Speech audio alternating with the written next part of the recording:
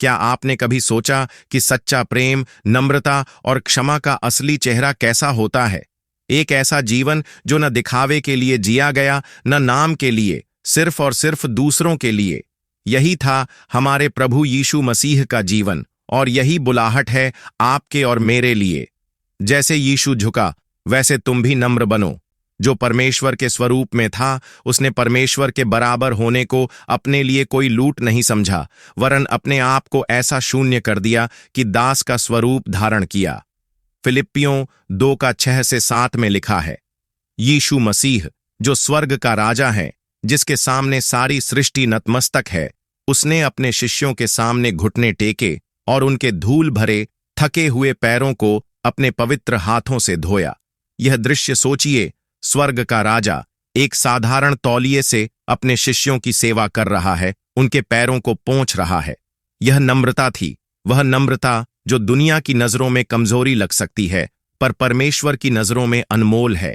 नम्रता का मतलब है अपने अहंकार को त्याग देना, अपने गर्व को क्रूस पर चढ़ा देना और दूसरों की जरूरतों को अपने से ऊपर रखना। यीशु ने हमें दिखाया कि सच्ची महानता ऊंचे सिंहासन पर बैठने में नहीं, बल्कि दूसरों के सामने झुकने में है। क्या आपने कभी किसी के लिए अपने गर्व को छोड़ा है? जब कोई आपको गलत समझे, जब कोई आपको नीचा दिखाए, क्या आप नम्रता चुन सकते हैं? अपने परिवार में, अपने दोस्तों के बीच, अपने कार्यस्थल पर, क्या आप उस व्यक्ति के लिए झुक सकते हैं जिसे आपकी जरूरत है? नम्रता वह पहला कदम है जो हमें यीशु के हृदय के और करीब ले जाता है। यह वह नींव है जो प्रेम का द्वार खोलती है, क्योंकि बिना नम्रता के सच्चा प्रेम संभव नहीं। यीशु ने अपने जीवन से हमें सिखाया कि नम्रता वह शक्ति है जो हमें दूसरों के दुख को समझने और उनके साथ खड़े होने की हिम्मत देती है।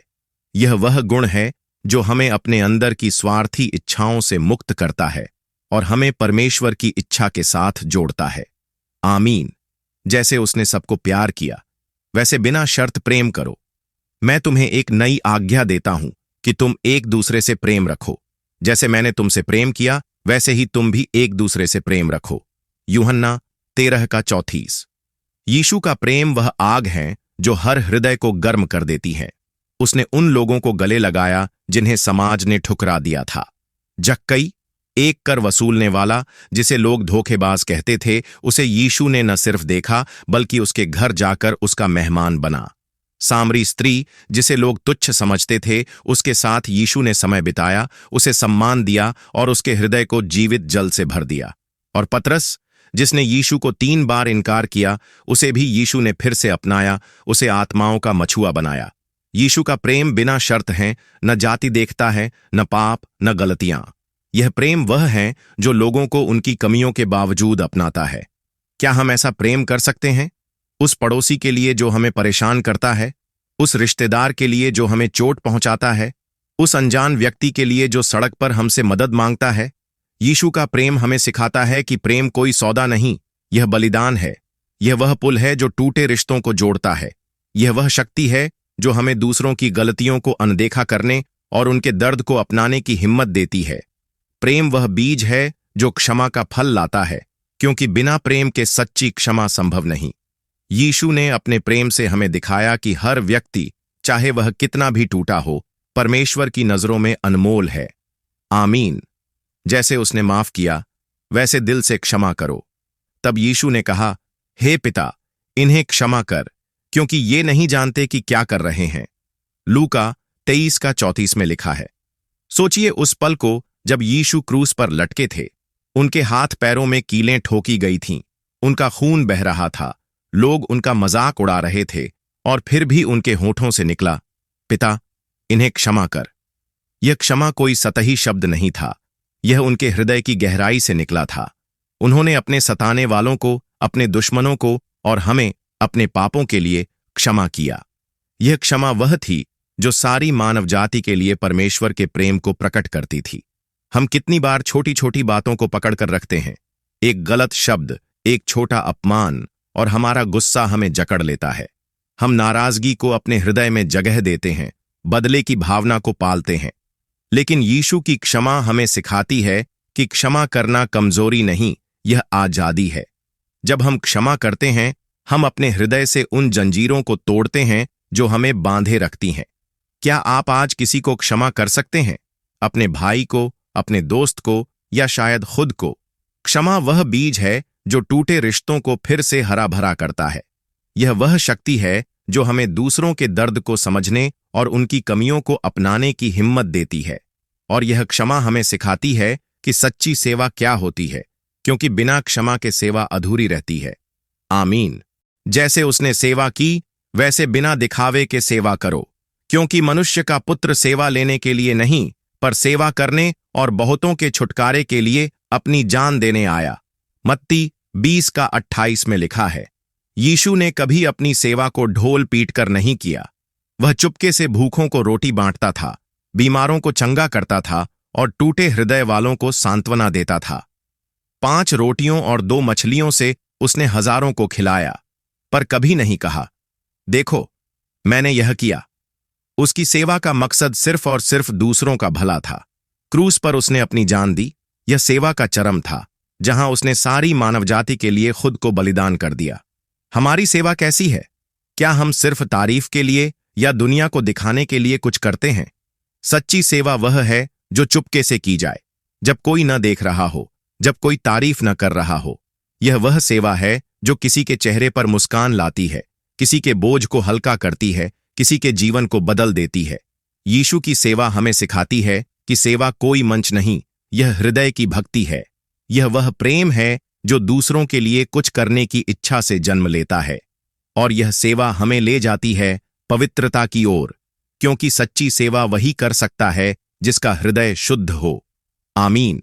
जैसे उसका जीवन पवित्र था, वैसे सच्चाई में चलो, क्योंकि ऐसा महायाजक ही हमारे लिए योग्य था, जो पवित्र, निर्दोष, निष्कलंक, पापियों से अलग किया गया और स्वर्ग से भी ऊंचा हो गया। इब्रानियों 7:26 में लिखा है, यीशु का जीवन एक शुद्ध दर्पण था, जिसमें परमेश्वर का प्रतिबिंब साफ दिखता था। उसने हर प्रलोभन का सामना किया, लालच, क्रोध, घमंड, फिर भी वह पवित्र रहा। उसका हर शब्द सत्य था, हर कर्म प्रेम से भरा था, हर विचार में परमेश्वर की इच्छा की झलक थी। पवित्रता का मतलब केवल नियमों का पालन करना नहीं, यह हृदय की वह शुद्धता है जो हमें सच्चाई के रास्ते पर चलने देती है।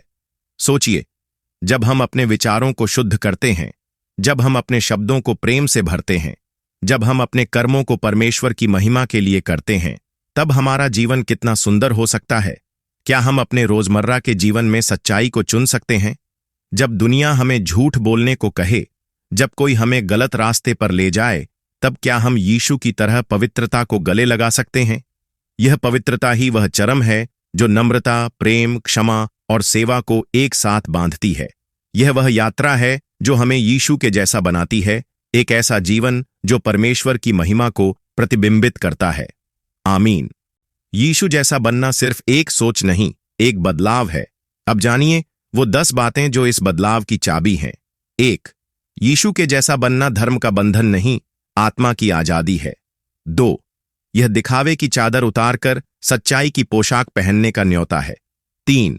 यह हर व्यक्ति को उनकी स्थिति में प्रेम करने की कला है। 4. यह दूसरों की गलतियों में भी क्षमा का हाथ बढ़ाने की हिम्मत है। 5.